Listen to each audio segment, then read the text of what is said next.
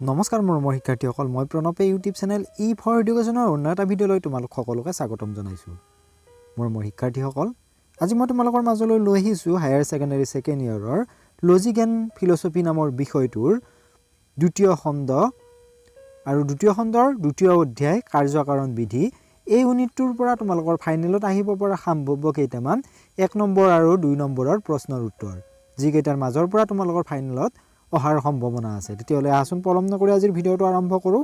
আৰু তাৰ আগতে তোমালোকলৈ এটা অনুৰোধ, মোৰ চেনেলটো যদি ছাবস্ক্ৰাইব কৰা নাই তেতিয়াহ'লে ছাবস্ক্ৰাইব কৰি দিবা আৰু কাষতে থকা বেল আইকনটো প্ৰেছ কৰি দিবা।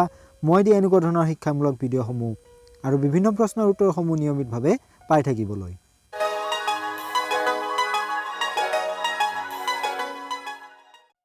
প্ৰশ্ন নম্বৰ 1, কাৰ্যকাৰণ বিধি বুলিলে কি বুজা? প্ৰত্যেকটো ঘটনাৰ অন্তৰালত এটা কাৰণ নিহিত হৈ থাকে। কাৰণ অবিহনে কোনো কাৰ্য সংঘটিত হ'ব নোৱাৰে। ইয়াকে কাৰ্যকাৰণ বিধি বুলি কোৱা হয়। কুৱেশ্যন নম্বৰ 2, কাৰ্যকাৰণ বিধি আগমনৰ ডেছ ভিত্তিৰ অন্তৰ্গত। কাৰ্যকাৰণ বিধি আগমনৰ আকাৰগত ভিত্তিৰ অন্তৰ্গত।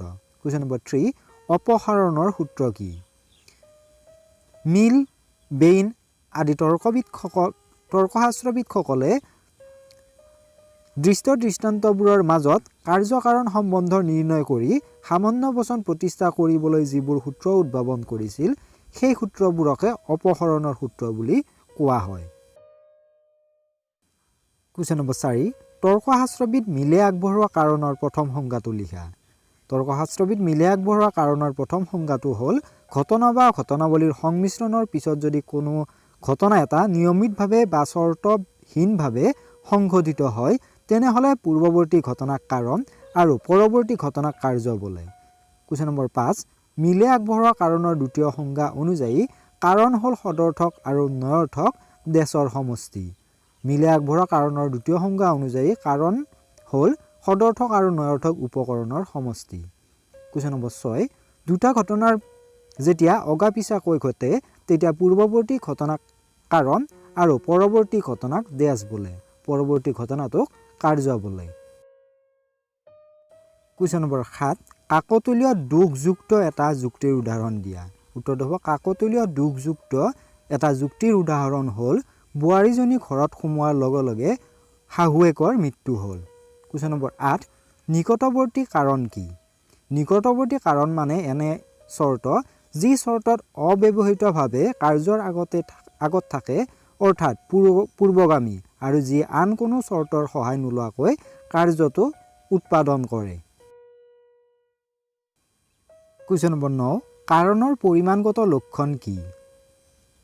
পৰিমাণগত দিশৰ পৰা কাৰণ কাৰ্যৰ সমান, অৰ্থাৎ কাৰণৰ অন্তৰ্গত থকা উপাদান আৰু শক্তি কাৰ্যৰ অন্তৰ্গত থকা উপাদান আৰু শক্তিৰ সমান। পদাৰ্থবিজ্ঞানৰ দ্ৰব্য আৰু অবিনশ্বৰতা নিয়মৰ ওপৰত কাৰণৰ পৰিমাণগত লক্ষণ প্ৰতিষ্ঠিত। কুৱেশ্যন নম্বৰ 10, উপকাৰণ কাক বোলে? উপকাৰণৰ উদাহৰণ দিয়া। উত্তৰটো হ'ব এনেধৰণৰ, কাৰণৰ অপৰিহাৰ্য অংশক উপকাৰণ বোলে। যেনে কোনো এজন মিস্ত্ৰী কাম কৰি থাকোঁতে ছাদৰ পৰা পৰি মৃত্যু হ'ল। ওপৰে ওপৰে চালে ছাদৰ পৰা পৰাটোৱে মিস্ত্ৰীজনৰ মৃত্যুৰ কাৰণ যেন লাগে, কিন্তু ছাদৰ পৰা পৰাটোৱে মিস্ত্ৰীজনৰ মৃত্যুৰ কাৰণ হ'ব নোৱাৰে, কিয়নো ছাদৰ পৰা পৰিলে মানুহজনৰ মৃত্যু নহয়। কুৱেশ্যন নম্বৰ 11, উপকৰণ কেই প্ৰকাৰৰ আৰু কি কি? উপকৰণ 2 প্ৰকাৰৰ। প্ৰথমটো হৈছে অনুকূল বা সদৰ্থক উপকৰণ আৰু দ্বিতীয়টো হৈছে প্ৰতিকূল বা নঞৰ্থক উপকৰণ। অনুকূল উপকৰণ কাক বোলে? উত্তৰটো হ'ব যি উপকৰণৰ সহায়ত কাৰ্যটো ঘটে তাক অনুকূল উপকৰণ বোলে। কুৱেশ্যন নম্বৰ 13, প্ৰতিকূল উপকৰণ কাক বোলে?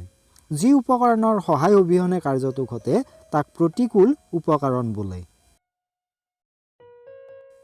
কুৱেশ্যন নম্বৰ 14, প্ৰযোজক আৰু সংস্থাৰ সংজ্ঞা দিয়া। যি শক্তিয়ে কৰ্মৰ সঞ্চাৰ কৰে বা ক্ৰিয়াক উদ্দীপিত কৰে তাক প্ৰযোজক বোলে। আনহাতে পাৰিপাৰ্শ্বিক ঘটনাৰ যি সমাৱেশত প্ৰযোজক বা ক্ৰিয়া উদ্দীপক শক্তিয়ে কাৰ্য উৎপাদন কৰে সেই ঘটনাৰ সমাৱেশক সংস্থা বোলে। কুৱেশ্যন নম্বৰ 15, যিয়ে কামটো কৰে সি ডেছ আৰু যাৰ ওপৰত কাৰ্যটো কৰা হয় সি ডেছ। যিয়ে কামটো কৰে সি কৰ্তা আৰু যাৰ ওপৰত কাৰ্যটো কৰা হয় সি কৰ্ম।